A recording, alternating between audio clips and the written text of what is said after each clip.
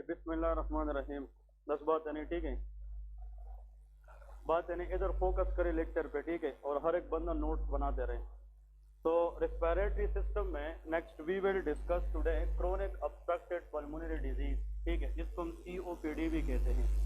तो हेडिंग दे दें chronic obstructed pulmonary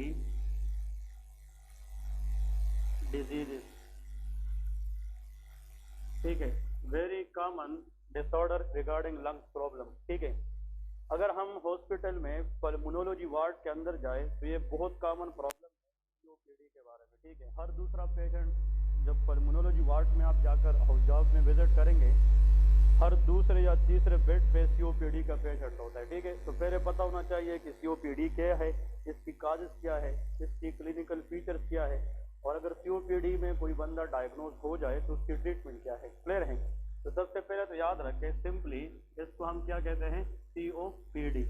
लेकिन कुछ याद रखें, कुछ डॉक्टर्स इसको सेनोनिमस, इसका जो सेनोनिमस वर्ड है COPD के लिए, सम पीपल से to COPD, COLD stand for chronic obstructed lung diseases. Clear है? तो COLD और COPD ये सेम चीजें हैं, ठीक है। अगर COLD ना आ जाए एग्जाम के अंदर तो कभी कभार इसको लोग COAD भी कहते हैं, chronic obstructed airway diseases. Clear है? तो एयरवे से मुराद क्या है? रिस्पिरेटरी ट्रैक्ट है, जिसमें ट्रेकिया है, ब्रोंकस है, ब्रोंकियोल्स है, अप टू द लंग्स। तो COPD chronic obstructed pulmonary disease या क्रोनिक ऑब्स्ट्रक्टेड लंग डिजीजेस या क्रोनिक ऑब्स्ट्रक्टेड एयरवे डिजीजेस, ये सारे के सारे सिनोनिमस हैं। अगर कोई भी वर्ड आ जाए एग्जाम में तो इन सब की मीनिंग क्या है? वो सेम है, ठीक है। अब इसकी डेफिनेशन लिखते हैं कि COPD का मतलब क्या है। तो डेफिनेशन में लिखे, a group of disorders, a group of disorders characterized by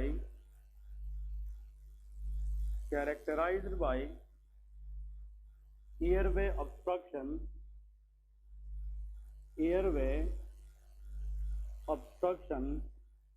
leading to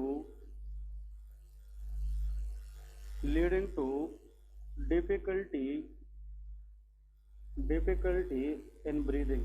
clear है? That is called COPD। नाम से पता चलता है कि ये वो ग्रुप ऑफ डिसऑर्डर्स है जिसके अंदर एयरवे की ऑब्स्ट्रक्शन होती है, and that airway obstruction leading to difficulty in breathing, सांस लेने में दुश्वारी होता है पेशेंट को, ठीक है। इसमें जितने भी पेशेंट आते हैं वो कहते हैं कि सांस लेने में दुश्वारी है। इसका रीजन ये है कि on the top of that there is airway obstruction, ठीक है जी। अब यहाँ पे पॉइंट याद रखें, वो कंडीशन जिसमें पेशेंट को सांस लेने में डिफिकल्टी हो, difficulty in breathing is known as dyspnea. इसको हम क्या कहते हैं? Dyspnea. So the main presenting complaint in COPD patient that is called dyspnea। Clear? और यहाँ पे एक चीज क्लियर हो गई कि जो COPD है ये एक बीमारी नहीं है, ये ग्रुप ऑफ डिसऑर्डर्स है। ये क्या है? Group of disorders. इसके अंदर मुख्तलिफ कंडीशंस आ सकती है। आप लोगों ने नाम सुना होगा क्रोनिक ब्रोंकाइटिस। कौन सी कंडीशन? क्रोनिक ब्रोंकाइटिस, जिसमें ब्रोंकस की इन्फ्लेमेशन होती है, एम्फाइसीमा, ये सारे के सारे किसके जुम्रे आते हैं? COPD। क्लियर है? अब यहाँ पे लेके इसकी जनाब टाइप्स कौन कौन सी हैं COPD में जब हम डिस्कस करेंगे तो उसकी मेन टाइप हम क्या पढ़ेंगे। First of all everybody should know कि COPD के अंदर जो मेन कंडीशन होता है that is called chronic bronchitis. इसको हम क्या कहते हैं? Chronic bronchitis. We will discuss in detail कि क्रोनिक ब्रोंकाइटिस क्या है, इसकी पैथोजेनेसिस क्या है और इसका क्लिनिकल फीचर्स क्या है। और नेक्स्ट लिखे एम्फाइसीमा। क्या होता है? एम्फाइसीमा, ठीक है। कुछ लोग यहाँ पे गलत करते हैं, वो एम्फाइमा लिखते हैं। एम्फाइमा अलग चीज है, एम्फाइसीमा अलग चीज है। Emphysema is a component of COPD, लेकिन जो एम्फाइमा है उसके अंदर लंग्स के इर्द गिर्द पस बन जाती है। क्या बन जाती है? पस बन जाती है। We will discuss that later. तो ये दो पॉइंट्स याद रखें। आप लोग NAB एग्जाम में बैठ जाए, NLE स्टेप 1 में बैठ जाए, तो COPD पे जब भी क्वेश्चन आता है या तो वो क्रोनिक ब्रोंकाइटिस के बारे में पूछते हैं या एम्फाइसीमा के बारे में। इन दोनों को कलेक्टिवली हम क्रोनिक ऑब्स्ट्रक्टेड पल्मोनरी डिजीज कहते हैं, ठीक है। चाहे ये पेशेंट आए या ये पेशेंट आए, दोनों के अंदर डिफिकल्टी इन ब्रीदिंग होती है, तो both these patients are characterized by which complaint? Dyspnea. Clear है? अब लिखे what are the causes? COPD की causes क्या है? किन लोगों के अंदर COPD के चांसेस ज्यादा होते हैं? आप हॉस्पिटल में काम कर रहे हैं या किसी वाइवा में बैठे हैं या एग्जाम में बैठे हैं और सर ने एक पॉइंट पूछा है what is the leading cause of COPD? The first answer should be chronic smoking. वो क्या होना चाहिए? Chronic smoking. ठीक है, तो जो लोग स्मोक करते हैं फॉर लॉन्ग टाइम उन लोगों में COPD के चांसेस ज्यादा होते हैं. ठीक है, this is the primary cause of chronic obstructed pulmonary diseases. अगर आप लोग कोई भी चीज ना बोलें लेकिन सिर्फ क्रोनिक स्मोकिंग की बात करें that is more than enough, क्योंकि 90% COPD is caused by chronic smoking. Chronic smoking का मतलब क्या? Patient who can smoke for longer time, मतलब 5 साल से 10 साल से, मतलब number of cigarette in a day भी ज्यादा पीता है और लॉन्ग रन में भी पीता है. उस पेशेंट के अंदर आने वाले टाइम में किस चीज का रिस्क होता है? COPD. अगर इस स्मोकिंग के साथ साथ पेशेंट की इम्यूनिटी बहुत कमजोर है, that is called poor immunity, तो फिर COPD का रिस्क डबल हो जाता है. क्या हो जाता है? डबल. अगर एक पेशेंट है उसको डायबिटीज है, एक पेशेंट है उसको कैंसर है, तो इन कंडीशंस के अंदर पेशेंट की जो कुव्वत मुदाफियत है, इम्यूनिटी है, वो कमजोर हो जाती है, पुअर इम्यूनिटी, और वो on the top of poor immunity is chronic smoker. तो फिर इन लोगों में COPD का रिस्क मजीद क्या हो जाता है? ये बढ़ जाता है. अगर इसके साथ साथ पेशेंट है पुअर न्यूट्रिशन, अगर वो बैलेंस डाइट नहीं ले रहा, इसका मतलब ये है कि पॉवर्टी है, वो गुर्बत का शिकार है, उस बंदे को डेली बेसिस के ऊपर मल्टी मतलब न्यूट्रिएंट या बैलेंस डाइट नहीं मिलता, तो पुअर न्यूट्रिशन, अगर वो न्यूट्रिशन सही तरीके से ना ले तो वो इन्फेक्शन या डिजीज के खिलाफ फाइट नहीं कर सकेगी, तो उसके अंदर भी COPD के चांसेस ज्यादा होते हैं. नेक्स्ट देखे एनवायरमेंटल एक्सपोजर.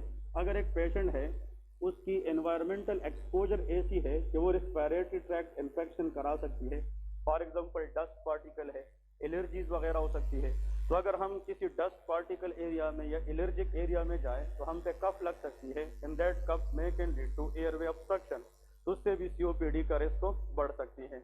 नेक्स्ट देखे another very important MCQ question, alpha 1 anti trypsin deficiency. ये हम आगे पढ़ेंगे लेकिन this very very important one. ठीक है, अल्फा 1 एंटी ट्रिप्सिन डेफिशिएंसी, ये एक प्रोटीन है, इसकी अगर कंजेनिटली बाय बर्थ किसी बच्चे में डिफिशिएंसी आ जाए तो उस बच्चे में भी आने वाले टाइम के अंदर किस चीज का रिस्क होता है? COPD. वो कैसे होता है वो हम अभी डिस्कस करेंगे. ठीक है जी. अब दो बातें याद रखें, आप लोग एग्जाम में बैठे हैं या वैसे हॉस्पिटल में काम कर रहे हैं तो हर टाइम इंसान के पास नोट्स तो नहीं होते. कैसे पता चलेगा कि यार मैं कौन कौन सी चीज याद करूं? सबसे पहले तो नाम से पता चलता है कि COPD it is a group of disorder characterized by airway obstruction leading to difficulty in breathing. That's it. ठीक है. नंबर 2, उसमें आप लोगों ने याद रखना है इसमें irreversible airway obstruction होती है. क्या होती है? irreversible. अगर एग्जाम में आ जाए कि ऐसा एयरवे ऑब्स्ट्रक्शन जिसको हम रिवर्स कर सकते हैं, रिवर्सेबल हो, तो वो ब्रोंकियल आस्थमा होता है. क्या होता है? आस्थमा. जिसको दमे का मरीज देखा है कि नहीं, तो आस्थमा के अंदर भी एयरवे ऑब्स्ट्रक्शन होता है लेकिन वो रिवर्सेबल कंडीशन है. लेकिन COPD is a irreversible airway obstruction. ये सबसे इंपॉर्टेंट बात है. ठीक है. दूसरी बात, COPD के अंदर कौन कौन सी दो कंडीशन आती है? Chronic bronchitis and emphysema. अगर आप लोगों से कोई एक सेंटेंस में पूछे what is the leading cause of chronic bronchitis, answer is chronic smoking. लेकिन अगर ये पूछा जाए कि leading cause of emphysema, alpha 1 anti trypsin deficiency. बस ये दो बातें याद रखें. जिन लोगों को क्रोनिक ब्रोंकाइटिस हो तो उसकी टॉप पे अगर हम हिस्ट्री ले लें तो वो बंदा क्रोनिक क्या होगा? स्मोकर होगा. लेकिन जिन लोगों में एम्फाइसीमा हो तो उस लोगों के अंदर अगर हम चेक करें तो उसमें किस चीज की डेफिशिएंसी होगी? अल्फा 1 एंटी ट्रिप्सिन की डेफिशिएंसी होगी. ठीक है. अब ये हम डिस्कस करेंगे इन दोनों की डेफिशिएंसी से ये प्रॉब्लम किस तरह होती है. ठीक है. अब हम कंपेयर करेंगे, एक साइड पे क्रोनिक ब्रोंकाइटिस लिखेंगे, दूसरे साइड पे एम्फाइसीमा लिखेंगे. तो एक टेबल ड्रा करें और इन दोनों को कंपेयर करेंगे. मतलब COPD को समझना इनडायरेक्टली कितने कंडीशन को समझना है? 2, क्रोनिक ब्रोंकाइटिस एंड एम्फाइसीमा. ठीक है जी.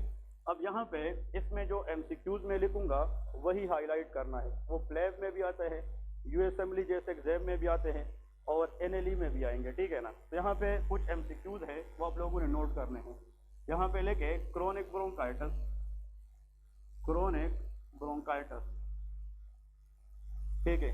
और नेक्स्ट देखे यहाँ पे एम्फाइसीमा, इन दोनों को अभी हम यहाँ पे जनाब कंपेयर करेंगे, दैट इज कॉल्ड एम्फाइसीमा। इन दोनों को कलेक्टिवली हम COPD कहते हैं, ठीक है। जितने भी फर्स्ट ईयर या सेकंड ईयर के स्टूडेंट हैं वो पहले ये याद रखें कि जिस वर्ड के आखिर में आइटस आता है, क्या चीज आता है, आइटस। इस तरह ब्रोंकाइटस, ठीक है, लाइपोलाइटस, ठीक है, एपेंडिसाइटस, जिसमें चीज में आइटस आ जाए इट शोज इन्फ्लेमेशन, इसका मतलब वहां पे क्या हुई है, इन्फ्लेमेशन। अब ये आइटस का मतलब इन्फ्लेमेशन तो है, लेकिन इसके साथ ब्रोंकस है, तो किस चीज की इन्फ्लेमेशन, ब्रोंकस। तो inflammation of the bronchus in the airway is known as bronchitis, इसको क्या कहते हैं, ब्रोंकाइटिस। और अगर वो इन्फ्लेमेशन लॉन्ग रन से हो, मतलब उस पर महीने लग जाए, सालों साल लग जाए, तो उसको हम क्या कहते हैं, क्रोनिक कहते हैं।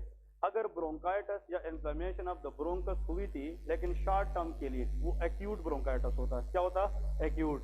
क्रोनिक का मतलब फ्रॉम लॉन्ग टर्म, क्लियर है कि नहीं, इसमें महीने भी लग सकते हैं, इसमें साल भी लग सकते हैं। आप लोगों से सवाल ये है, anyone in the whole class can define chronic bronchitis, anyone, शाबाश, जिसको आते हैं raise your hand. Inflammation of the bronchus तो ब्रोंकाइटिस है, लेकिन एग्जैक्ट डेफिनेशन इसकी क्या है, क्रोनिक ब्रोंकाइटिस की।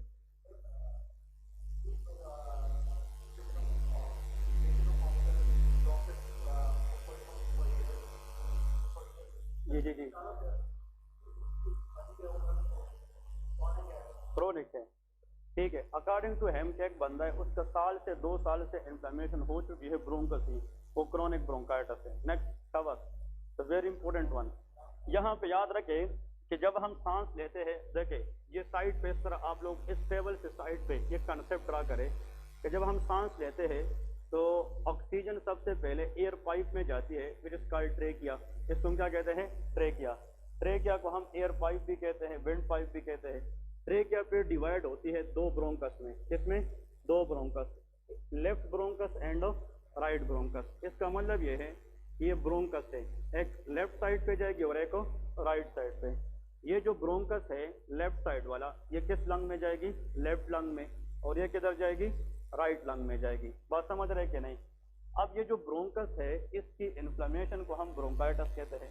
अब दूसरी बात यह है, इस ब्रोंकस के इन साइड पे यहाँ पे छोटे छोटे सेल्स होते हैं। These are very important point to remember, ये हिस्टोलॉजी के लिए इंपॉर्टेंट है, फर्स्ट ईयर नॉलेज है कि जो ब्रोंकस है उसकी अंदर वाली साइड पे छोटे छोटे सेल्स पाए जाते हैं, उन सेल्स को हम कहते हैं गॉबलेट सेल्स। क्या कहते हैं, गॉबलेट सेल्स। तो प्लीज याद रखें दिस वेरी इंपॉर्टेंट पॉइंट कि inside the bronchus there are smaller cell known as goblet cell. इन गॉबलेट सेल का काम यह है कि ये म्यूकस प्रोड्यूस करता है। क्या प्रोड्यूस करता है, म्यूकस, ठीक है। अब अगर एक पेशेंट है वो स्मोक कर रहा है, वो सिगरेट पी रहा है बहुत टाइम से, तो सिगरेट जब वो इनहेल करेगा तो उसमें टॉक्सिक मटेरियल इस ब्रोंकस को डैमेज करेगी कि नहीं। और अगर एक बंदा ज्यादा टाइम से सिगरेट पी रहा है तो लॉन्ग रन में जाकर कौन सी एरिया डैमेज होगी, ब्रोंकस। अब यहाँ पे अगर एक बंदा जाकर डैमेज कर रहा है ब्रोंकस, तो ब्रोंकस के अंदर कौन से सेल है, गॉबलेट सेल। अब गॉबलेट सेल नहीं चाहता कि ब्रोंकस डैमेज हो जाए, तो जब ये स्मोकिंग की एजेंट को देखेगी तो गॉबलेट सेल रिएक्शन शो करेगी कि नहीं। और गॉबलेट सेल रिएक्शन के लिए, फाइट करने के लिए अपनी तादाद को बढ़ाएगी या कम करेगी, बढ़ाएगी। इसका मतलब पहले अगर यहाँ पे 5 गॉबलेट सेल्स है और बाहर से कोई एनिमी आया है, कोई दुश्मन आया है, तो गॉबलेट सेल की फाइट करने के लिए, अच्छा रिस्पॉन्स के लिए ये अपना नंबर क्या करेगी, बढ़ाएगी। और increase in the number of cell is called hyperplasia. इसको क्या कहते हैं, हाइपरप्लेजिया। बात समझ रहे कि नहीं। तो जब कोई बंदा स्मोक करता है लॉन्ग रन में 2 साल 3 साल 4 साल से, और उसकी इम्यूनिटी भी क्या है, पुअर है, तो उसकी कौन सी पार्ट डैमेज होगी, ब्रोंकस। अब ब्रोंकस जब स्मोकिंग डैमेज करेगी तो उसके खिलाफ रिएक्शन कौन शो करेगी, गॉबलेट सेल। और गॉबलेट सेल अपना तादाद क्या करेगी, बढ़ाएगी। और जितने ये तादाद में बढ़ेगी तो म्यूकस प्रोडक्शन ज्यादा होगी कि कम, ज्यादा होगी। उस म्यूकस की वजह से ये जो ब्रोंकस का अंदर वाला हिस्सा है ये बंद हो जाएगी कि नहीं। जितना ज्यादा यहाँ पे म्यूकस बनेगा तो फिर ब्रोंकस के अंदर एयर के लिए आना जाना मुश्किल होगा कि आसान, मुश्किल। इसलिए कि ब्रोंकस अंदर से ब्लॉक हो गया है, एयरवे ऑब्स्ट्रक्ट हो गया कि नहीं, तो एयरवे ऑब्स्ट्रक्शन हो गया है, क्योंकि ब्रोंकस इज एयरवे, इसमें एयर आना जाना है। क्लियर है कि नहीं? अब जब म्यूकस यहाँ पे ज्यादा देर तक रह जाए तो एयर का आना जाना आसान है कि मुश्किल है? मुश्किल है। तो डिफिकल्टी इन ब्रीदिंग है। क्या है? Difficulty in breathing. तो ये बंदा क्या करेगा, इस पे कांसी लग जाएगी, कफ लग जाएगी, और जब ये कांसी करेगा, जोर से कफ करेगा, तो उसमें ये जो म्यूकस प्रोड्यूस हुआ है ये बाहर निकलेगा कि नहीं? इसको हम फिर बलगम वाली कांसी कहते हैं। इसका मतलब ये है, इसको कहते हैं स्प्यूटम कंटेनिंग कफ। इसको क्या कहते हैं? स्प्यूटम कंटेनिंग कफ। इसका मतलब ये है कि जब भी इन्फेक्शन ब्रोंकस के अंदर हो तो उसमें किस सेल की हाइपरप्लेजिया होगी? Goblet cell. और गोबलेट सेल जितना तादाद में बढ़ेगी उतना वो ज्यादा क्या रिलीज करेगी? म्यूकस। और जब बंदा कांसी करेगा तो उसमें म्यूकस आएगा कि नहीं? तो क्रोनिक ब्रोंकाइटिस पेशेंट को कांसी होगी कि नहीं? हाँ जी, कफ होगा कि नहीं? होगा। फिर आपने ये पूछना है कि आपकी कांसी खुशक है या प्रोडक्टिव है। तो इसमें कौन सी होगी? Productive cough. इसमें स्प्यूटम होगा, और यहाँ पे स्प्यूटम से मुराद के इसके अंदर क्या है? म्यूकस है। बात समझ गए कि नहीं? अगर एक पेशेंट में 3 महीने से, ये बात जहन में बैठा ले, कितने महीने से? 3 महीने से उसको कंटिन्यूअसली प्रोडक्टिव कफ है। बंदा कह रहा है कि वो 3 महीने से कांसी में है, और उस जब भी कांसी करते हैं तो उसमें बलगम होते, स्पूटम होता है, लेकिन वो कंजेक्टिव 2 साल से है। कितने साल से? 2 साल से। 2020 में उसको जनवरी, फरवरी, मार्च इन 3 महीनों में कफ हुआ था, और वही 3 महीनों में कफ उसको नेक्स्ट ईयर भी हो जाए। बात समझ रहे कि नहीं? इसका मतलब कि साल के अंदर कितने महीने? 3 महीने। कितने सालों के लिए? 2 साल। अब सुन ले, a condition in which there is consecutive 3 month productive cough for consecutive 2 years, then it will be known as a chronic bronchitis। इसको chronic bronchitis कहते हैं। समझ गए कि नहीं? कि साल में 3 महीनों के लिए अगर consecutive 2 साल में productive cough हो जाए और उस बंदे में स्मोकिंग की हिस्ट्री हो तो हम समझ लेंगे इस बंदे को क्या है? chronic bronchitis है। तो यहाँ पे लेके MCQs, यहाँ पे डेफिनेशन क्या है? शाबाश, ये डेफिनेशन जिसने सीख ली, chronic bronchitis आसान हो जाएगा। क्रोनिक ब्रोंकाइटिस का मतलब यह है कि inflammation of the bronchus for longer time. अब लॉन्गर टाइम का एक लिमिट है, ऐसा नहीं कि 10 साल 15 साल, वो भी तो लॉन्ग टाइम है। नहीं, क्रोनिक ब्रोंकाइटिस के लोग वो होते हैं जिसमें साल के अंदर कितने महीने कफ होगा? 3 महीने। कितने सालों के लिए? 2 सालों के लिए। ये पॉइंट याद रखें। तो यहाँ पे लिखे, हाँ जी, ड्राई कफ या प्रोडक्टिव कफ? प्रोडक्टिव कफ, हाँ जी, फॉर, हाँ जी, continuous 3 months in a consecutive 2 years। तो आप लोग जहां पे भी जाकर बुक उठाकर पढ़ेंगे तो उसमें यह डेफिनेशन लिखा है कि अगर एक बंदे को साल में 3 महीने प्रोडक्टिव कफ है और कंजेक्टिव कितने सालों में? 2 सालों में, तो उसको हम क्या कहेंगे? क्रोनिक ब्रोंकाइटिस कहेंगे। क्लियर है? अब नेक्स्ट आते हैं, इधर देखिए, ये लंग्स है, ठीक है।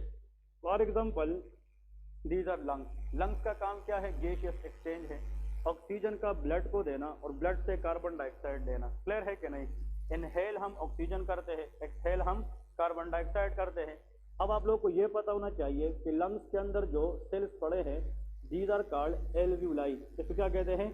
एल्व्यूलाई। क्या कहते हैं इसको? एल्व्यूलाई। अगर आप लोगों को मैं ये बताऊं कि जोर से सांस खींचते, जब हम जोर से सांस खींचते हैं तो ऑक्सीजन की जो एंट्री है वो ज्यादा होगी कि कम? ज्यादा होगी। तो उसके लिए एल्व्यूलाई का साइज बढ़ना चाहिए कि नहीं? बढ़ना चाहिए। जितना एल्व्यूलाई ज्यादा रिलैक्स होगी उतना मैक्सिमम ऑक्सीजन आएगी और उतना मैक्सिमम कार्बन डाइऑक्साइड हम बाहर निकालेंगे। बात समझ गए कि नहीं? अब सुन ले, ये जो हाथ है ये एल्व्यूलाई है, आप उसमें ऑक्सीजन डालेंगे तो उसका जो साइज है वो बढ़नी चाहिए कि कम होनी चाहिए? बढ़नी चाहिए। Relaxation of alveoli in the lungs is called compliance. ये भी MCQ आता है। इसको हम क्या कहते हैं? कंप्लायंस कहते हैं। कंप्लायंस का मतलब रिलैक्सेशन है। अगर एल्व्यूलाई को हम बियॉन्ड द लिमिट रिलैक्स करें ताकि उसमें हम मैक्सिमम क्या डाल सके? ऑक्सीजन। ऐसे प्रॉपर्टी को क्या कहते हैं? कंप्लायंस। अब देखिए, ये एल्व्यूलाई है, अब ये कौन सी चीज कर रही है? रिलैक्सेशन या कंट्रैक्शन? तो ये क्या है? कंप्लायंस है। अब एल्व्यूलाई का दोबारा अपनी पोजीशन पे आना, इसको इलास्टिक रिकॉइलिंग कहते हैं। क्या कहते हैं? Elastic recoiling. तो एल्व्यूलाई का रिलैक्स होना ये कंप्लायंस है, लेकिन इसका दोबारा अपनी हालत में आना इलास्टिक रिकॉइलिंग है। क्लियर है कि नहीं? फिजियोलॉजी क्या कहती है कि हर एक चीज का एक लिमिट होता है। क्या होता है? एक लिमिट होता है। अब सुन ले, MCQs ये हैं कि अगर ये एल्व्यूलाई, सुन ले, एक एल्व्यूलाई है इस तरह, अब मैं कहता हूँ कि यार ये मैक्सिमम इतना अगर रिलैक्स करें तो ये दोबारा फिर क्या कर सकेगी, कंट्रैक्ट कर सकेगी। लेकिन अगर एल्वियोलाई इतनी जनाब फैल जाए, इसकी कंप्लायंस बहुत ज़्यादा बढ़ जाए, तो एक लिमिट आएगा कि इसके बाद दोबारा वो अपनी पोजीशन पे नहीं आ सकेगी। तो हम कहेंगे कि इस एल्वियोलाई का कंप्लायंस मसला है या इलास्टिक रिकॉइलिंग, इलास्टिक रिकॉइलिंग का, क्योंकि कंप्लायंस तो रिलैक्सेशन है, रिलैक्स तो वो ज्यादा हुई है लेकिन अब वो दोबारा कंट्रैक्ट नहीं हो रही, और दोबारा कंट्रैक्शन को क्या कहते हैं, इलास्टिक रिकॉइलिंग। स्प्रिंग ले ले, स्प्रिंग, स्प्रिंग को आप खींचे एक लिमिट तक और उसको छोड़े तो वो दोबारा अपनी पोजीशन पे आएगी कि नहीं, लेकिन उस लिमिट को अगर आप क्रॉस करें तो आया वो दोबारा आएगा, नहीं आएगा। स्प्रिंग को खींचना ये कंप्लायंस है, और स्प्रिंग का अपनी हालत में वापस आना ये इलास्टिक रिकॉइलिंग है। ऐसी डिजीज लंग्स के अंदर जिसमें एल्वियोलाई बियॉन्ड द लिमिट क्या हो जाए, रिलैक्स हो जाए, और वो दोबारा क्या ना कर सके, इलास्टिक रिकॉइल ना कर सके, ऐसी डिजीज को हम एम्फाइसीमा कहते हैं। क्लियर है कि नहीं? एमसीक्यूज में ये आता है कि एम्फाइसीमा के अंदर एल्वियोलाई का कंप्लायंस इशू होता है कि इलास्टिक रिकॉइलिंग, इलास्टिक रिकॉइलिंग का इशू होता है। बात समझ गए कि नहीं? यहाँ पे लेके अ कंडीशन, इसमें मेन पॉइंट ये है, a condition in which there is, हाँ जी, देयर इज लॉस ऑफ, बताए, इलास्टिक रिकॉइलिंग। ये वो कंडीशन है जिसमें एल्वियोलाई के अंदर कौन सी चीज खराब हो जाती है, इलास्टिक रिकॉइलिंग खराब हो जाती है, और एल्वियोलाई बियॉन्ड द लिमिट तो फैल जाती है लेकिन वो दोबारा क्या नहीं कर सकती, कंट्रैक्ट नहीं कर सकती। ठीक है जी, अब दो बातें याद रखें, शाबाश। पॉइंट ये है कि अगर हम नोज से स्टार्ट करें, नोज के बाद लेरिंग्स है, लेरिंग्स के बाद ट्रेकिया है, ट्रेकिया के बाद ब्रोंकस है, फिर ब्रोंकस लंग्स में जाती है। जो क्रोनिक ब्रोंकाइटिस है ये लंग का मसला है कि ब्रोंकस का, ब्रोंकस ये एयरवे का मसला है, लेकिन एम्फाइसीमा ये किसका मसला है, ये लंग का मसला है, ये एल्वियोलाई का मसला है। Alveoli do not produce sputum, वो स्पूटम प्रोड्यूस नहीं कर सकती, alveoli do not produce mucus, लेकिन यहाँ पे तो गोबलेट सेल है, bronchus can produce mucus, that is right or not? हम कहते हैं कि ब्रोंकस के अंदर कौन से सेल पाए जाते हैं, और जहां पे गोबलेट सेल्स होते हैं वो म्यूकस पैदा करता है, और वो म्यूकस जब कांसी का हिस्सा बनता है उसको स्प्यूटम कहते हैं। क्या कहते हैं? स्प्यूटम कहते हैं। अब सुन लें, अगर एक बंदे को क्रोनिक ब्रोंकाइटिस है तो उसमें कफ होगी कि नहीं? एम्फाइसीमा पेशेंट में भी क्या होता है, कफ होता है, लेकिन क्रोनिक ब्रोंकाइटिस में कफ के अंदर म्यूकस होगा कि नहीं? तो प्रोडक्टिव कफ होगा। क्या होगा? प्रोडक्टिव। लेकिन एम्फाइसीमा का मसला तो एल्वियोलाई का है, और एल्वियोलाई में गोबलेट सेल नहीं होते, तो इसमें जो कफ होगी वो प्रोडक्टिव के ड्राई, वो ड्राई कफ होगा। तो ऐसा सीओपीडी पेशेंट जिसमें प्रोडक्टिव कफ की हिस्ट्री हो, थिंक अबाउट क्रोनिक ब्रोंकाइटिस, और जिसमें ड्राई कफ की हिस्ट्री हो, थिंक अबाउट एम्फाइसीमा। क्लियर है कि नहीं? ये बहुत इंपॉर्टेंट पॉइंट है। अब एक और पॉइंट की तरफ देखते हैं। ये जो एल्वियोलाई है ये अगर रिलैक्स होना चाहे तो एक लिमिट तक ये जाएगी। अब याद रखें, एल्वियोलाई को रिलैक्स करने में लंग्स के अंदर एक प्रोटीन का काम होता है, दैट इज कॉल्ड ट्रिप्सिन। इसको क्या कहते हैं? ट्रिप्सिन। प्लीज इसको हॉलमार्क करें। ट्रिप्सिन का दूसरा नाम है इलास्टेज। इसको क्या कहते हैं? इलास्टेज। याद रखें, ये जो ट्रिप्सिन है या इलास्टेज एंजाइम है, ये कोशिश करता है कि ये इलास्टिसिटी को बढ़ाए। ये क्या करता है? एल्वियोलाई को रिलैक्स करने की कोशिश करता है, लेकिन ये सोचता है कि अगर एल्वियोलाई की लिमिट ये है तो ये बियॉन्ड द लिमिट इसको लेने की कोशिश करता है। लेकिन अल्लाह ने लंग्स के अंदर एक और प्रोटीन भी रखा है जिसका नाम अल्फा 1 एंटीट्रिप्सिन है। इसका नाम क्या है? Alpha 1 antitrypsin. एंटी का मतलब क्या है? खिलाफ, अपोजिट। इसका मतलब कि जो एंटीट्रिप्सिन है ये किसके खिलाफ काम करता है? ट्रिप्सिन। ट्रिप्सिन का कोशिश ये है कि मैं एल्वियोलाई को ज्यादा रिलैक्स करूं, लेकिन ये उसको होने नहीं देता। तो जिन लोगों में अल्फा 1 एंटीट्रिप्सिन की डिफिशिएंसी हो तो उसमें फिर ये एंजाइम अगर नहीं है तो फिर इसका काम तो बढ़ जाएगा, और जब इसका काम बढ़ेगा तो alveoli beyond the limit relax होगी कि नहीं? तो इस कंडीशन को क्या कहेंगे? एम्फाइसीमा। इसलिए काज के आखिर में देखे alpha 1 antitrypsin deficiency is the most common cause of emphysema. ये एमसीक्यूज आते हैं, ठीक है ना? इस तरह आप लोगों ने याद रखना है। अब यहाँ पे दो चीजें याद रखें, इसमें यहाँ पे नेक्स्ट लिखे, ये तो डेफिनेशन है, नेक्स्ट लिखे लोकेशन।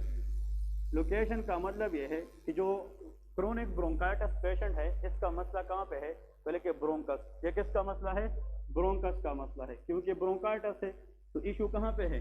ब्रोंकस। इसकी लोकेशन में लेके एल्वियोलाई, ये कहाँ पे है? एल्वियोलाई, और ब्रैकेट में लेके कि the problem lies in the lungs. ये किसके अंदर मसला है? लंग्स के अंदर मसला है। फिर नेक्स्ट लिखे इसका जनाब मोस्ट इम्पोर्टेंट थर्ड नंबर लेके MCC। MCC stand for most common cause. MCC mean most common cause. Chronic bronchitis की तो लेके क्रोनिक स्मोकिंग एक्सीडेंट क्या है, क्रोनिक स्मोकिंग। लेकिन अगर हम इसकी बात करें तो अल्फा 1 एंटी ट्रिप्सिन डेफिशिएंसी, अभी बात की है कि नहीं, एंटी ट्रिप्सिन डेफिशिएंसी ये MCQ आता है। अल्फा 1 एंटी ट्रिप्सिन डेफिशिएंसी, ये सारे के सारे ये तो बहुत इंपॉर्टेंट MCQs है, इसको याद रखना है, ठीक है। नेक्स्ट पॉइंट आप लोगों ने याद रखना है कि यहाँ पे बात ये इंपॉर्टेंट है कि हार्ट फेलियर, कि हार्ट फेलियर के चांसेस किस में होंगे, ठीक है, ये बहुत इंपॉर्टेंट पॉइंट है। Heart failure, what is heart failure, anyone can define, raise your hand. Heart failure का मतलब क्या है, एक मिनट है, हाँ हाँ ओके हाँ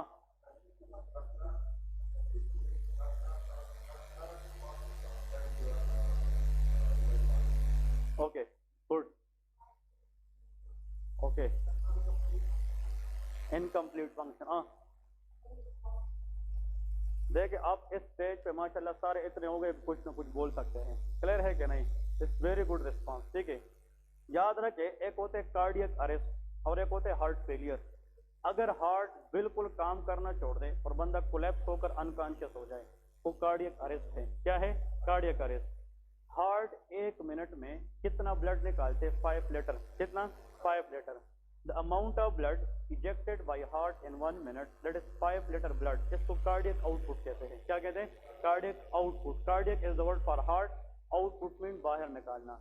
एक पेशेंट है उसकी हार्ट में पंपिंग है, वो पंपिंग तो कर रहा है लेकिन 1 मिनट में वो 5 लीटर से कम ब्लड निकाल रहा है, तो आया वो बॉडी की डिमांड पूरी कर सकेगा?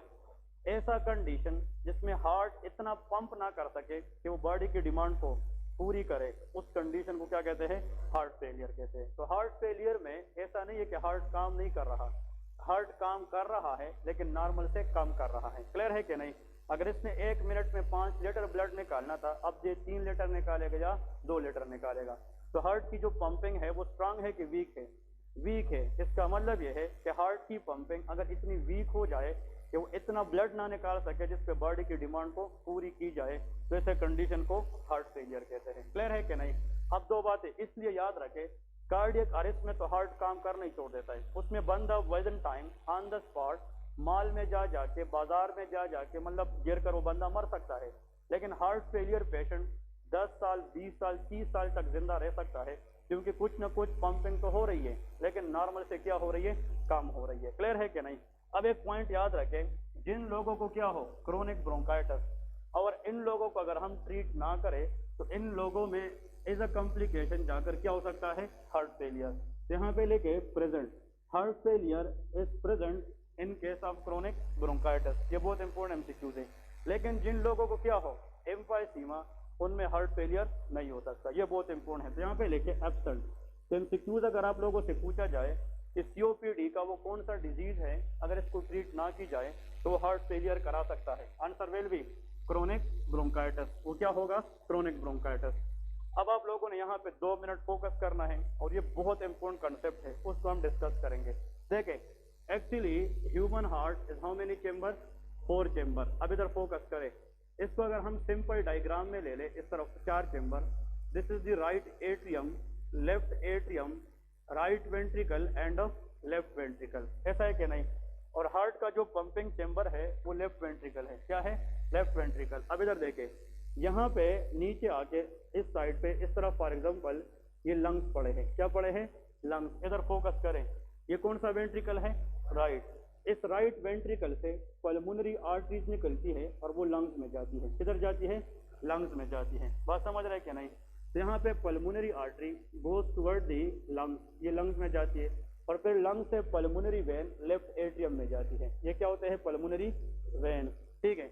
अब यहाँ पे point to be noted, very important one, question ये है कि जब भी क्रोनिक ब्रोंकाइटिस होता है, क्या होता है, क्रोनिक ब्रोंकाइटिस, इसका मतलब ये है, अगर इसको हम थोड़ा सा जनाब एलाबोरेट करें, ये ट्रेकिया है फॉर एग्जांपल, और ट्रेकिया फिर डिवाइड होती है किस चीज में, bronchus, left and right bronchus, और ये अपने अपने लंग्स में जाती है क्या नहीं। फॉर एग्जांपल ये सर लंग्स में जाएगी, अब ये पल्मोनरी आर्टरी है, ठीक है, और ये सारा पल्मोनरी वेन है। क्लियर है कि नहीं? क्रोनिक ब्रोंकाइटिस बंदे का जो मसला है वो लंग्स का है या ब्रोंकस का है? ये ब्रोंकस का है। अब सुन ले, यहाँ पे ब्रोंकस के अंदर इन्फ्लेमेशन है, म्यूकस प्रोडक्शन ज्यादा होगा कि कम? और वो म्यूकस अंदर से इस ब्रोंकस को ब्लॉक करेगा कि नहीं? इसको ब्लॉक करेगा। और इसे क्यों याद रखें, जब ये इसको ब्लॉक करेगा तो ऑक्सीजन का आना लंग्स तक ये कम होगा कि ज्यादा? कम, क्योंकि जब रास्ता बंद हो जाए तो उसमें तो ऑक्सीजन का जाना मुश्किल हो जाएगा। तो क्रोनिक ब्रोंकाइटिस पेशेंट में यहाँ पे लंग्स को ऑक्सीजन ज्यादा मिलेगी कि कम? कम मिलेगी। तो याद रखे, decrease oxygen is called hypoxia. इसको क्या कहते हैं? हाइपोक्सिया। ऑक्सीजन की मिकदार क्या होगी? कम हो जाएगी, क्योंकि ब्रोंकस अंदर से बंद है, ब्लॉक है। अब सुन ले, ये ना लेके आप लोग बिल्कुल कुछ ना लेके, मैं 2 मिनट टाइम दूंगा, पहले कंसेप्ट को देख ले कि हम क्या कहने जा रहे हैं। ब्रोंकस अंदर से ब्लॉक है क्योंकि म्यूकस प्रोडक्शन ज्यादा है, तो एयर का आना मुश्किल हो गया। बाहर से जो ऑक्सीजन हम ले रहे थे सांस में, अब वो लंग्स को ज्यादा मिलेगा कि कम मिलेगा? कम मिलेगा। Decrease oxygen is called hypoxia. MCQs ये है कि जब लंग्स को ऑक्सीजन की मिकदार क्या हो जाए? कम, डिक्रीज हो जाए, ये जो पल्मोनरी आर्टरी है इसमें चेंज आती है और वो अंदर से कंस्ट्रक्ट हो जाती है। क्या हो जाती है? कंस्ट्रक्ट। तो hypoxia can cause pulmonary artery vaso constriction. ये क्या कराती है? Pulmonary vaso constriction. तो आप लोग अभी लिखे ना, जब ऑक्सीजन की मिकदार कम हो जाए तो पल्मोनरी वेजो क्या होगी? कंस्ट्रक्शन। वेजो मीन वेसल और कंस्ट्रक्शन मीन नेरो। क्लियर है? अब सुन ले, ये जो पल्मोनरी आर्टरी है ये अंदर से इस तरह नेरो हो जाएगी। ये नेरो वेस क्यों आई है? क्योंकि लंग्स को ऑक्सीजन क्या मिल रही है? कम मिल रही है। तो हाइपोक्सिया की वजह से pulmonary vaso construction. Pulmonary artery को ब्लड कहाँ से आ रही थी? Right ventricle. अब राइट वेंट्रिकल जो ब्लड पंप कर रही थी इस आर्टरी के अंदर, पहले से तो आसान बात थी, लेकिन अब वो अंदर से नेरो है और जहां पे एरिया कम पड़ जाए तो उसमें रेजिस्टेंस क्या होगी? ज्यादा। तो राइट वेंट्रिकल को अब ज्यादा पंप करना होगा कि कम? ज्यादा पंप करना होगा, क्योंकि आर्टरी के अंदर प्रेशर क्या है? ज्यादा है, क्योंकि एरिया क्या है? कम है। अब पाइप में जहां पे हम पानी दे रहे हैं, मतलब फूल वगैरह, पानी पाइप के जरिए पाइप को प्रेस करें तो पानी का प्रेशर क्या हो जाता है? ज्यादा, क्योंकि एरिया कम कर देते हैं। क्या कर देते हैं? एरिया कम। तो यहाँ पे एरिया ज्यादा है कि कम? कम है, तो प्रेशर ज्यादा। इसको पल्मोनरी हाइपरटेंशन कहते हैं। क्या कहते हैं? Pulmonary hypertension. और जब आर्टरी के अंदर प्रेशर ज्यादा होगा तो इस राइट वेंट्रिकल को ज्यादा पंप करना होगा कि कम? ज्यादा। और ज्यादा पंप करने के लिए राइट वेंट्रिकल अपना साइज बढ़ाएगी कि कम करेगी? ज्यादा करेगी। इसको हम कहते हैं राइट वेंट्रिकल हाइपरट्रोफी। क्या कहेंगे? Right ventricle hypertrophy. Increase in the size of right ventricle is called right ventricle hypertrophy. और जब ये वेंट्रिकल साइज में बढ़ जाएगा और ये प्रेशर हम कम ना करें, एक वक्त आएगा कि राइट वेंट्रिकल तक जाएगा। क्या हो जाएगा? तक जाएगा, और वो फिर इस आर्टरी के खिलाफ मजीद पंप को नहीं कर सकेगा। और अगर राइट वेंट्रिकल इतना पंप ना करे कि वो ब्लड किधर तक पहुंचाए? लंग्स तक, तो हम कहेंगे कि राइट साइड हार्ट क्या हो गया है? फेल हो गया है। बात समझ गए कि नहीं? तो राइट वेंट्रिकल हाइपरट्रोफी की वजह से, हाँ जी, किस साइड हार्ट फेल होता है? राइट साइड हार्ट फेल हो जाता है। बात समझ गए कि नहीं? लेकिन अब नहीं है, एक दो पॉइंट इसमें जाकर ये बहुत से लोगों से पूछे, very few student know this concept. Clear है? अब देखिए इंपोर्टेंट क्या है। सबसे पहले क्रोनिक ब्रोंकाइटिस पेशेंट में ब्रोंकस अंदर से नेरो होता है, तो ऑक्सीजन का आना लंग्स में क्या है? कम। डिक्रीज ऑक्सीजन की वजह से पल्मोनरी आर्टरी की वेज क्या होती है? कंस्ट्रक्शन। और कंस्ट्रक्शन की वजह से प्रेशर क्या होता है? ज्यादा। तो पल्मोनरी हाइपरटेंशन। और उस हाई प्रेशर के खिलाफ राइट वेंट्रिकल को ज्यादा काम करना होगा, तो अपना साइज क्या करता है? इंक्रीज। तो राइट वेंट्रिकल हाइपरट्रोफी। और जब ज्यादा देर, उस पे साल लग जाए, 2 साल लग जाए, और ये प्रेशर हम कम ना करें, तो कब तक पंप करेगा? एक वक्त आएगा कि अपना काम करना छोड़ देगा। तो हम कहेंगे कि राइट साइड हार्ट का क्या हुआ है? फेल हुआ है। बात समझ गए क्या नहीं? आप लोग को यह भी पता है कि राइट एट्रियम को ऊपर से ब्लड सुपीरियर वीना केवा के जरिए आती है, ये नाम सुने क्या नहीं? और नीचे से इंफीरियर वीना केवा। अगर राइट वेंट्रिकल आगे ब्लड पंप ना करें तो इसके अंदर ब्लड की जो लेवल है वो क्या हो जाएगी? वो बढ़ जाएगा। तो अगर ये बढ़ेगा तो आया ये इससे ब्लड लेगा? नहीं। जब ये बढ़ेगा तो ये बैक प्रेशर इंफीरियर वीना केवा पे डालेगा कि नहीं? और जब इंफीरियर वीना केवा पे प्रेशर आएगा तो पेट के अंदर ब्लड की रिटेंशन क्या होगी? ज्यादा। तो फिर हम कहते हैं गाँव के अंदर या आम लोगों में, यार फलाने बंदे के पेट में एक्सेस पानी हुआ है। इसका मतलब यह है कि बैक प्रेशर की वजह से उसको एडीमा हुआ है। क्या हुआ है? एडीमा हुआ है। क्लियर है कि नहीं? अब एक पॉइंट याद रखें, ये तो जनाब क्रोनिक ब्रोंकाइटिस। अब देखें एम्फाइसीमा का मतलब ब्रोंकस में है कि लंग्स में? इसमें तो ब्रोंकस का इशू नहीं है। तो इस बंदे के अंदर सिर्फ जो है मसला ये है कि एल्वियोलाई बियॉन्ड द लिमिट क्या हुई है, रिलैक्स हुई है। ऐसा है कि नहीं? अब इधर फोकस करें तो समझ आएगी। इस बंदे में ऑक्सीजन लेने का मसला है, हाँ जी, रास्ता ठीक है कि नहीं, ट्रेकिया भी सही है, ब्रोंकस भी सही है। तो ये बंदा जब ऑक्सीजन लेगा तो उसको कोई इशू नहीं होगी, ऑक्सीजन तो ज्यादा आएगा, लेकिन कार्बन डाइऑक्साइड निकालने के लिए इसका जो एल्वियोलाई है उसमें क्या नहीं है, इलास्टिक रिक्वायरिंग नहीं है। तो एम्फाइसीमा बंदे में ऑक्सीजन लेने का मसला है या कार्बन डाइऑक्साइड छोड़ने का? कार्बन डाइऑक्साइड छोड़ने का मसला है। इसलिए हम कहते हैं एम्फाइसीमा बंदे में कार्बन डाइऑक्साइड रिटेंशन होती है। क्या होती है? Carbon dioxide retention in the lungs. Clear है? क्योंकि एल्वियोलाई दोबारा क्या नहीं कर रही है, हाँ जी, कॉन्ट्रैक्ट नहीं कर रही है। तो इस बंदे में ऑक्सीजन की आना ये नॉर्मल है कि नॉर्मल? नॉर्मल है। तो इसमें हाइपोक्सिया है, हाँ जी, नो। जब हाइपोक्सिया नहीं है तो पल्मोनरी आर्टरी कंस्ट्रक्शन नहीं होगी। जब ये कंट्रैक्ट नहीं होगी तो इस पे जोर बढ़ेगा नहीं बढ़ेगा, तो राइट साइड को कुछ भी नहीं होगा। तो एम्फाइसीमा में अगर हम ट्रीट ना भी करें तो उसमें हार्ट फेलियर नहीं हो सकता, क्योंकि इसमें एयर आने का मसला नहीं है। लेकिन क्रोनिक ब्रोंकाइटिस पेशेंट अगर ट्रीट ना करे तो उसमें बाद में जाकर राइट साइड क्या हो सकता है, फेल हो सकता है। अब समझ गए कि नहीं?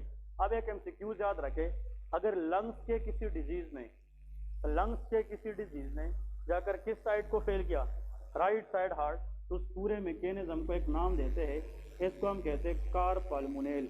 इसको क्या कहते हैं? कारपल्मोनेल। समझ गए कि नहीं? Cor pulmonale is a condition in which there is right side heart failure due to respiratory problem. Clear है कि नहीं?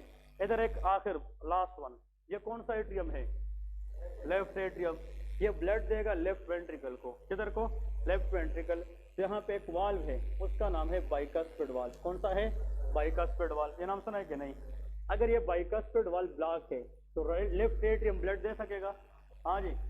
बाइकास्पिड वाल्व अगर ब्लॉक है तो लेफ्ट एट्रियम आगे ब्लड नहीं देगा, तो लेफ्ट एट्रियम पे प्रेशर क्या होगा, ज्यादा, और ये प्रेशर पल्मोनरी वेन पे आएगा कि नहीं? और पल्मोनरी वेन ये प्रेशर किस पे लगाएगा? लंग्स पे, और लंग्स ये प्रेशर राइट साइड पे लगाएगा कि नहीं? इसका मतलब कि अगर लेफ्ट साइड में कोई मसला हो तो लंग्स के जरिए जाकर ये भी किसको फेल कर सकता है, राइट साइड। लेकिन उसको हम कारपल्मोनेल नहीं कहते। कारपल्मोनेल वो है जिसमें लेफ्ट साइड का कोई इशू ना हो, मसला ब्रोंकस से स्टार्ट हो जाए और वो किसको फेल करे, राइट साइड को फेल करे। क्लियर है कि नहीं? तो अगर respiratory problem right side heart को फेल करे तो उस कंसेप्ट को क्या कहेंगे, कारपल्मोनेल कहेंगे। क्लियर है? ये लिख ले शाबाश, ये वाला लिख ले, ये कंसेप्ट लिख ले, ये बहुत इंपोर्टेंट है और ये बार बार एग्जाम इधर पूछता है कि कारपल्मोनेल किस में होता है, तो क्रोनिक ब्रोंकाइटिस में होता है, एम्फाइसीमा में नहीं होता। ठीक है जी। इसमें दो तीन चीजें मजीद बाकी है, वो भी डिस्कस करते हैं। पहले शाबाश ये लिख लें।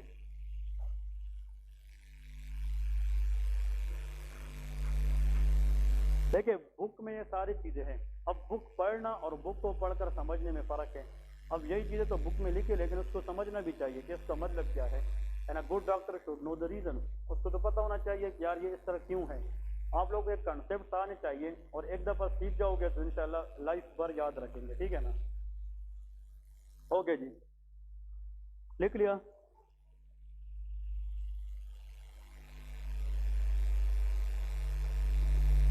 लिख लिया? ये वाला इधर तक लिखा है? ओके, इधर देखिए, इसके बाद यहाँ पे दो चीजें याद रखना है कि उसमें जो मेन पॉइंट है वो जनाब ये है, यहाँ पे लिखे जनाब जो क्रोनिक ब्रोंकाइटिस पेशेंट होता है उसका जनाब वेट गेन होता है। क्या होता है? Wait gain. इन लोगों का ओवरऑल वेट जो है वो बढ़ जाता है। Chronic bronchitis patient leads to weight gain, इसका जो वेट है वो बढ़ जाता है। लेकिन एम्फाइसीमा लोगों में वेट क्या होता है, लॉस होता है। क्लियर है? इसका मतलब ये लोग लीन एंड थिन होते हैं, ये ओबीज लोग होते हैं। क्लियर है कि नहीं? Anyone in the whole class can tell me why weight is gain? इसका रीजन कौन बता सकता है? वेट गेन क्यों होता है मैं बताता हूँ। देखें यहाँ पे वेट गेन का मतलब ज्यादा फूड का आना ये भी नहीं है, वेट गेन का मतलब एक्सेस फैट का होना ये भी नहीं है। तो आप लोग के ख्याल में इन लोगों में वेट गेन क्यों होता है, ये भी एग्जाम में पूछा जाता है। Why weight is gain? हाँ हाँ, accident, this is the answer. इन लोगों में एडीमा होता है, बैक प्रेशर की वजह से जाकर पूरी बॉडी में एडीमा होता है। और एडीमा इज अ फ्लूइड, और excess speed in the body increase the weight of the body. Clear है? तो the reason behind weight gain in chronic bronchitis that is edema, very important one. Next देखिए another very important MCQs question, chronic bronchitis patient को blue bloaters कहते हैं। Blue bloaters क्या कहते हैं? Blue bloaters patient. ठीक है, याद रखें, अगर आप लोग को हॉस्पिटल में कोई ये कहे यार that patient having blue blotter, तो ब्लू ब्लोटर का मतलब समझ जाइए इसमें क्रोनिक क्या है? ब्रोंकाइटिस है। लेकिन इन लोगों को हम क्या कहते हैं? That is called purse lips. इसको हम कहते हैं PURSED, पर्स लिप्स पेशेंट। ठीक है, या इसको हम कहते हैं पिंग पफर। ठीक है, पिंग पफर ये भी इसको कहा जाता है। अब इसके रीजन क्या है वो भी बताने लगा। ठीक है, इसको ब्लू ब्लोटर्स क्यों कहते हैं और इसको पर्स लिप्स या पिंग पफर क्यों कहते हैं, इसके पीछे रीजन है, याद रखें। यहाँ पे जो ब्लू है, ब्लू का मतलब साइनोस है। क्या है? साइनोस। ये नाम सुना है कि नहीं? साइनोस बंदा ब्लू नजर आता है, इसका मतलब यह है कि उसमें कार्बन डाइऑक्साइड का लेवल क्या है? ज्यादा है। क्लियर है? यहाँ पे ब्लोटर का मतलब होता है एडिमेटस बंदा जिसका वेट क्या हो? ज्यादा, जिसमें फ्लूइड आ जाए। एडिमेटस पेशेंट को ब्लोटर कहते हैं, मतलब हैवी पेशेंट ब्लोटर। क्लियर है कि नहीं? अब देखिए यहाँ पे अगर मसला ब्रोंकस में है तो एयर का आना कम है तो हाइपोक्सिया है कि नहीं?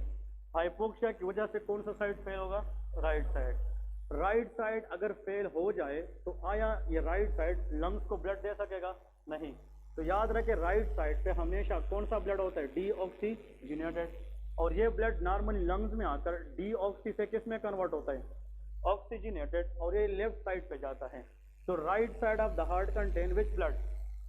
डीऑक्सीजनेटेड। और left side of the heart में क्या होता है? ऑक्सीजनेटेड ब्लड होता है। अब क्रोनिक ब्रोंकाइटिस पेशेंट में राइट साइड फेल होता है कि नहीं? जब ये फेल हो जाए तो पूरी बॉडी में कौन सा ब्लड ज्यादा होगा? डीऑक्सीजनेटेड।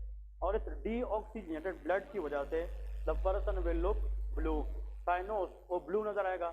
और जब बैक प्रेशर बढ़ेगा तो पेशेंट एडिमेटस होगा कि नहीं? और एडिमा की वजह से उसकी जो वेट है, जो साइज है वो बढ़ जाएगी, वो ब्लोटर बन जाएगा। इस इन लोगों को हम ब्लू ब्लोटर्स कहते हैं। अगर एक पेशेंट को क्रोनिक ब्रोंकाइटिस में ब्लू ब्लोटर हुआ है, इसका मतलब इस बंदे का ऑलरेडी कौन सा साइड हार्ट फेल है? Right side, and that is a very very late condition. इसका मतलब कि क्रोनिक ब्रोंकाइटिस में ये लेट कंडीशन है। अगर हार्ट भी बैठ जाए, फेल हो जाए, तो पूरी बॉडी में एडिमा हो जाएगा, and that is very very bad condition. ये पेशेंट अर्ली आया है कि लेट आया है? ये लेट आया है, और इस पेशेंट की रिकवरी बहुत कम होती है। क्लियर है? इस पेशेंट को हम फिर ऐसी ड्रग देते हैं जिसके जरिए हम बॉडी से एक्सेस फ्लूइड को बाहर निकालें, तो डायूरेटिक्स देते हैं। कहते हैं डायूरेटिक्स। डायूरेटिक्स वो मेडिसिन होते हैं जिसके जरिए हम बॉडी से एक्सेस फ्लूइड को यूरिन के जरिए बाहर निकालें, उसका नाम लेजेक्स इंजेक्शन है। क्या है? लेजेक्स। फ्यूरोसिमाइड का नाम सुना है कि नहीं? ये लेजेक्स है। और ये जनाब इंजेक्शन शॉट लगाते हैं और इससे इंसान की यूरिन वॉल्यूम क्या हो जाता है? बढ़ जाता है, क्योंकि एक्सेस फ्लूइड को बॉडी से बाहर निकालना होता है तो यूरिन के जरिए। और ऐसा ड्रग जो एक्सेस फ्लूइड को बाहर निकाल कर यूरिन वॉल्यूम को बढ़ाए तो उसको लेजेक्स कहते हैं, या उसको हम लूप डायूरेटिक्स कहते हैं। क्या कहते हैं? Loop diuretics. वो हम अलग डिस्कस करेंगे। अब इधर देखें, इस पेशेंट में शाबाश, मसला ब्रोंकस का है कि लंग्स का? हाँ, लंग्स का है। एल्व्यूलाई का मसला है। एल्व्यूलाई रिलैक्सेशन का मसला है कि रिकॉइलिंग का? रिकॉइलिंग। एल्व्यूलाई तो इस तरह पड़ी है ना, तो इसमें एयर आ रहा है लेकिन कार्बन डाइऑक्साइड नहीं निकल रहा। बात समझ रहे कि नहीं? तो इस बंदे में कार्बन डाइऑक्साइड लंग्स में ज्यादा रहेगा कि कम? ज्यादा। बात समझने की कोशिश करें। इसमें तो alveoli beyond the limit relax हुई है, एयर आ रही है लेकिन कार्बन डाइऑक्साइड वापस जा नहीं रही।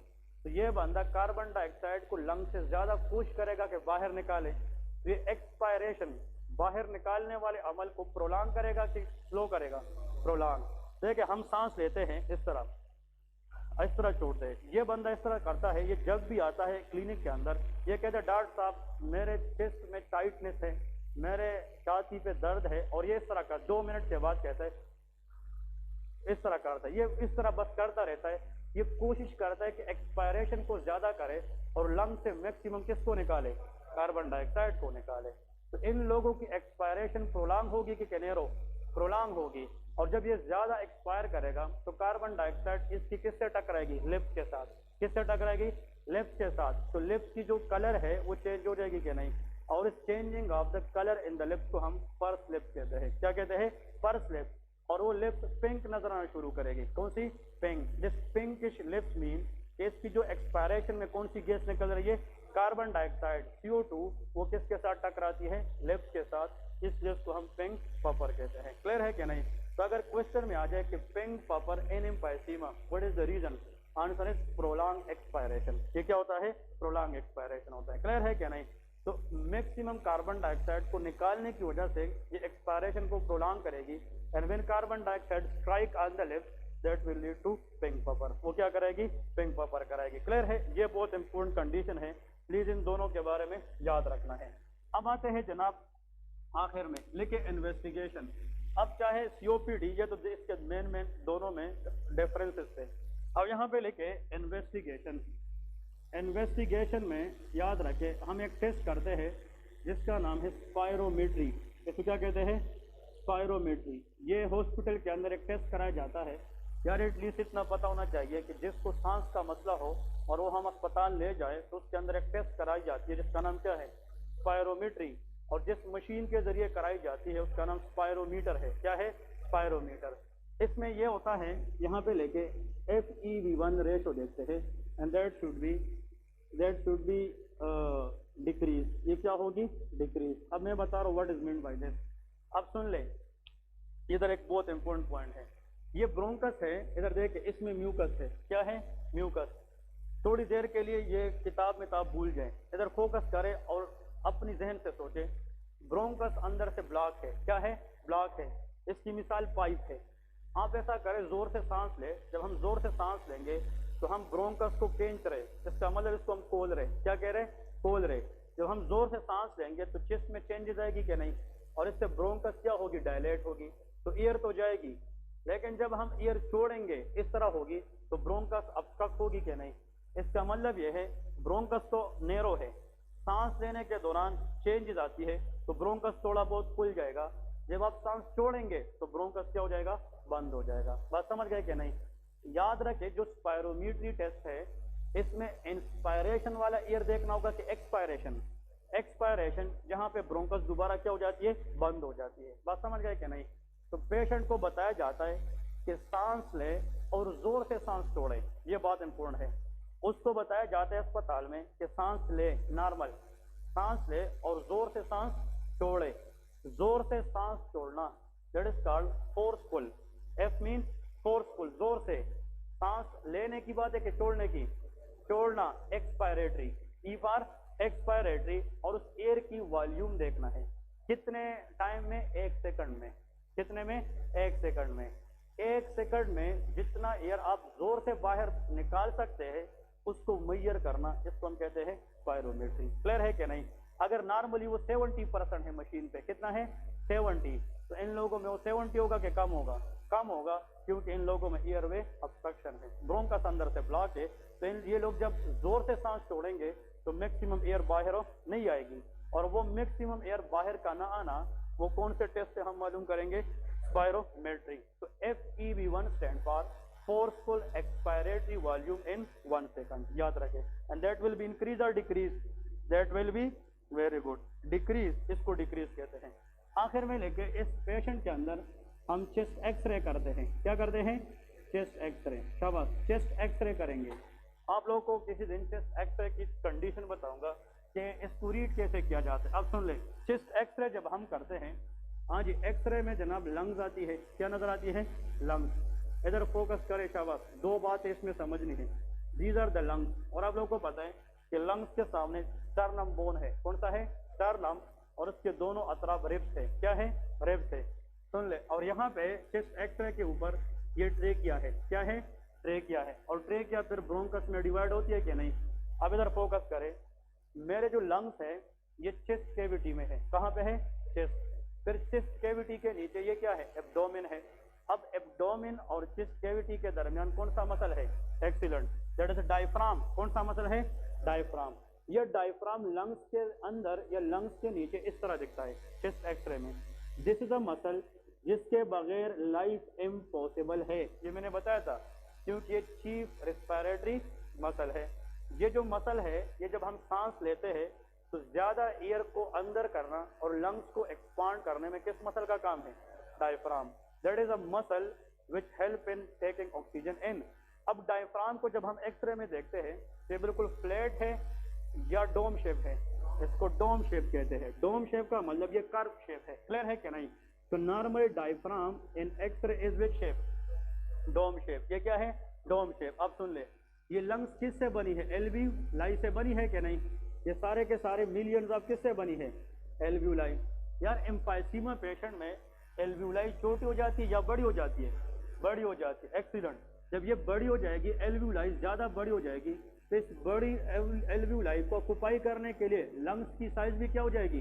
बड़ी हो जाएगी। तो लंग्स जब हम एक्सरे पे देखेंगे तो उसमें एल्वियोलाई ज्यादा बड़ी होने की वजह से लंग्स भी बड़े नजर आएंगे क्या नहीं? बड़े नजर आएंगे। और उसमें एयर ऑक्सीजन ज्यादा होगा क्या नहीं? ऑक्सीजन ज्यादा होगा। इसको हम कहते हैं हाइपर का मतलब क्या है? ज्यादा।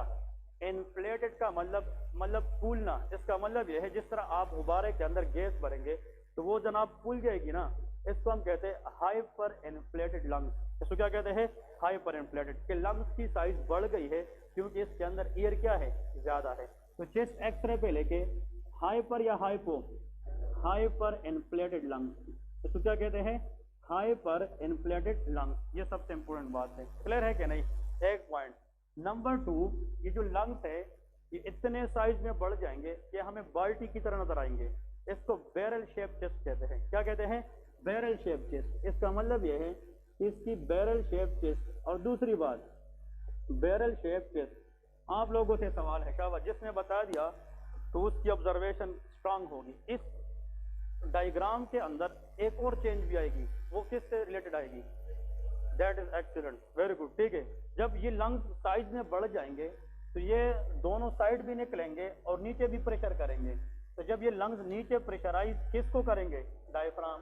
तो डायफ्राम की जो कर्वनेस है या डोम शेप है ये खत्म हो जाएगी and diaphragm will become flat. इसको हम कहते हैं फ्लैटनिंग ऑफ द डायफ्राम। क्या कहते हैं? फ्लैट। क्या डायफ्राम क्या हो जाएगा? फ्लैट हो जाएगा। तो अगर